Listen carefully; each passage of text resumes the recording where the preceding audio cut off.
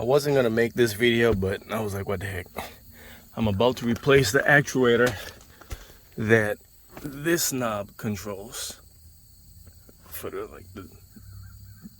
dash vents, floor, dash defrost. The one that this controls, the actuator is right, it's behind it. There's a module right in the way.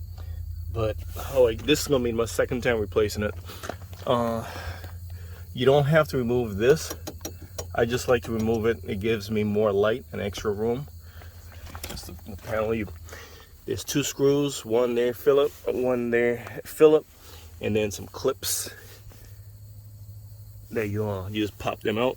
Then you undo the connectors, and that's the panel right there. Then you go under here and you remove the motor for the adjustable pedal. So on the gas pedal side, you remove that and that. And once you remove them,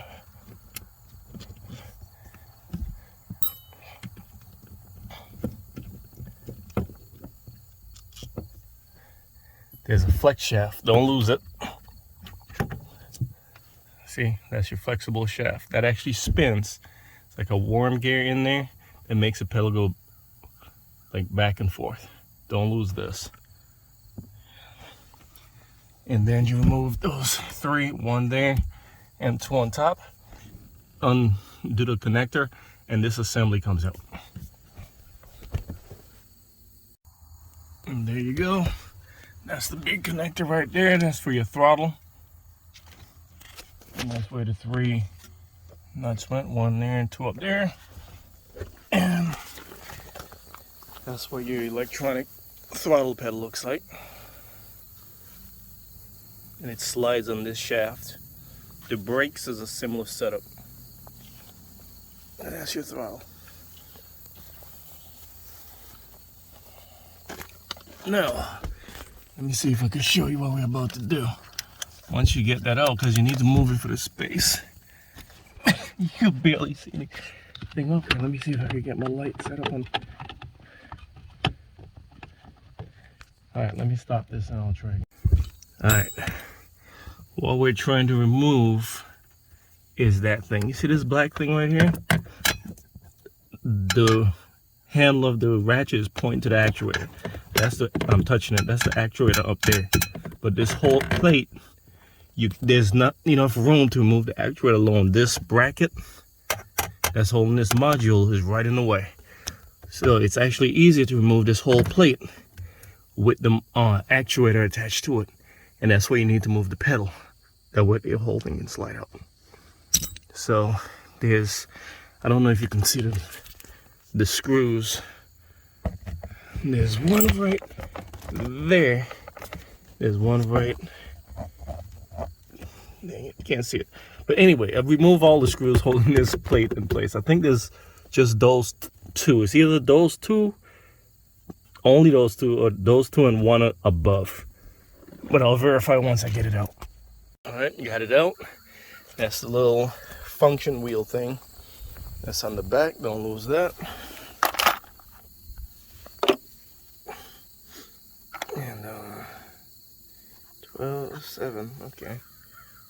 Don't know what those numbers mean. But the actual part number is the same. It's just this one has a 12, this one has a 7. But that's what it looks like right there. Let me see if they both have the exact same number in the back.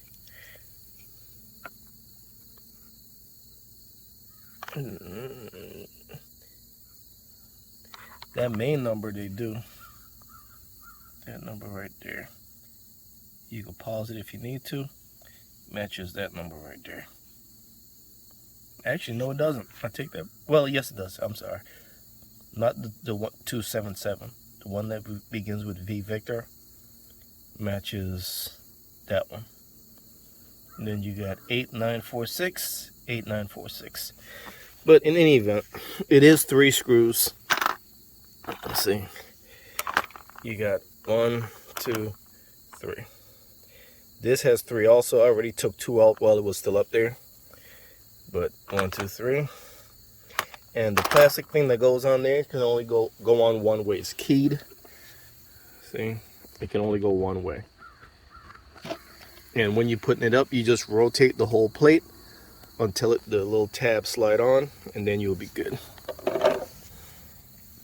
But in any event, here I go rambling again. Let's get that off. Actually, I gotta correct myself. This thing only had 2 screws in it. I don't know what I was thinking. But it has the 2 bottom screws that you can remove without taking the whole plate off. You just can't you can't get this off because you got to pull it away. And I've never gotten it off. And again, this isn't my first time in here. In my opinion, the easiest way to do it is to remove this plate. This screw for the plate, you can't see it. You got to do it by feel. All right, the new one is in. And let's get it going.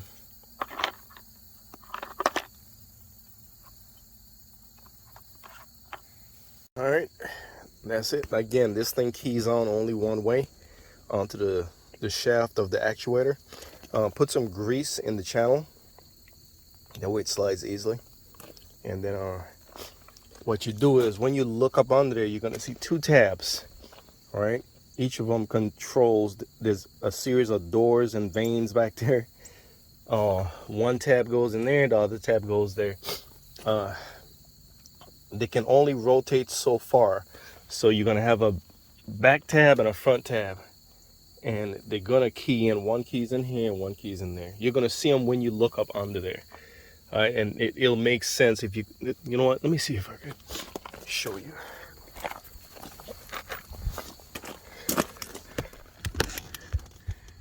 Alright, I'm gonna see if I can show you what I'm talking about.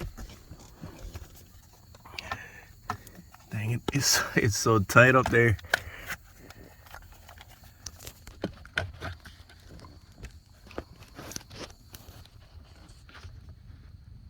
Alright, you see one tab there covered with grease? And that's one tab. And then you have the lower tab. I was just looking at the doggone thing. There it is. It's back there. Can you see it back there?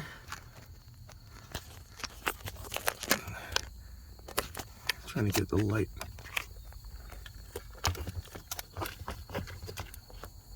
There it is right there. You see with the grease on it? And see the arm with the grease? That's the lower one, or the rare one. And then you got the other one right there covered with grease. Come on. There it is. See, that's one and the other one. So you got the front and the rear. One's forward, one's backward. So when you stick this up, this goes up like this. It goes in like this, right? So you got, that's going to be for the back, and that's going to be for the front. The one closer to the firewall, the one closer to you, closer to the cabin. All right.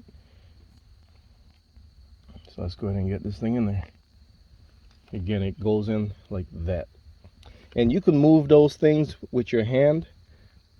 You can move them with your hand.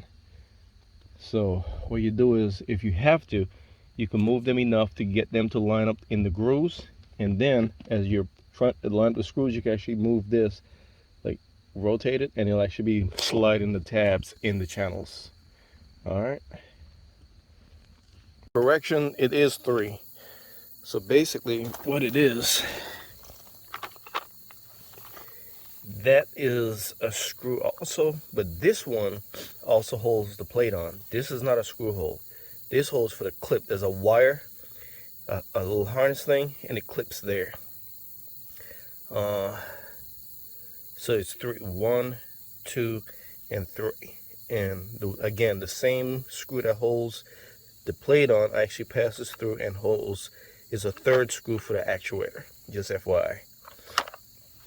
Alright, you gotta bear with me, it's been a long time since I did one of these. All right, pull the white cam. That's what it is, a cam. Pull the white cam off. And on the side of the airbox, there's gonna be a little tab sticking out where the white cam can fit on.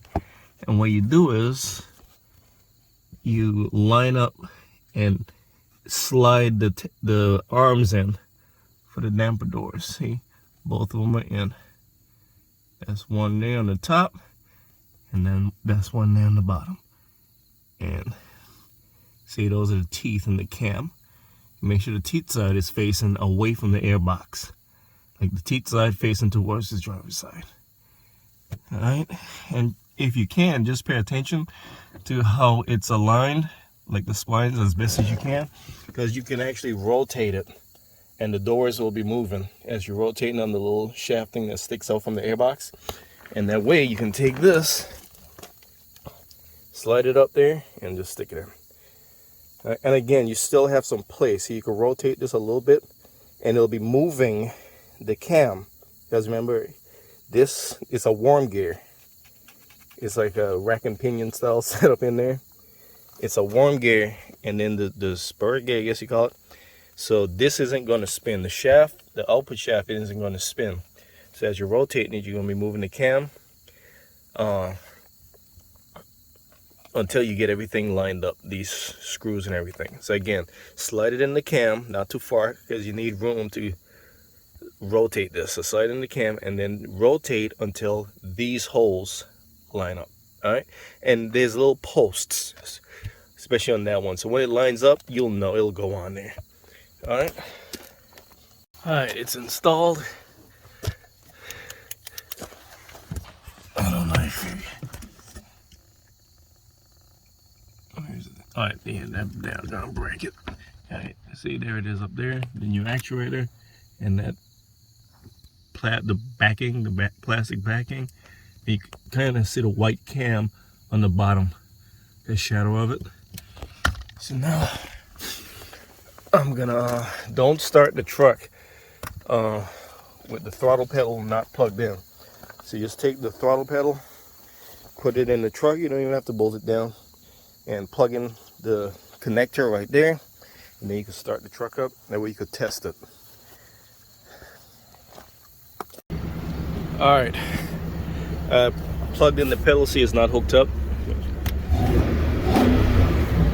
and that's but in any event, it fixed my problem. My problem is fixed. Thank you, Jesus. I was hoping it wasn't the AC module. See, this Armada, this thing has a module for everything. Everything operates off of a separate module. Jesus, Brad. Anyway, but replacing this fixed the problem, just like last time. Last time, what it was doing though, as you were adjusting this, it would click sometimes. It would give a click. It wasn't the woodpecker rapid click. It was just like a loud click, and it would adjust, but eventually they will just stop working. This is the one that I replaced the original one with. This one, when this one failed, it didn't click at all. All it did, the defrost would work, the floor vents would work, but the dash vents would not work. And I thought I had messed up the AC module because I was had removed the radio to switch out the radio harness for a separate reason. And I thought I had damaged this or that when I was plugging them back in, but that wasn't the case. Again, my issue was this. It was bad. So this is the second time I'm replacing one of these. This one lasts much longer than the original factory one. The original factory one lasts up until, I want to say, just under 100,000 miles or just over 100,000 miles. I have records. I keep good records on this truck. Everything like this going in the record. But I have the exact mileage. I'll insert it in the video. It's somewhere either under or over 100,000 miles when I replace this. The truck now has 225,000 506 miles on it. And this failed. All right, so the new one is in and I'm good to go.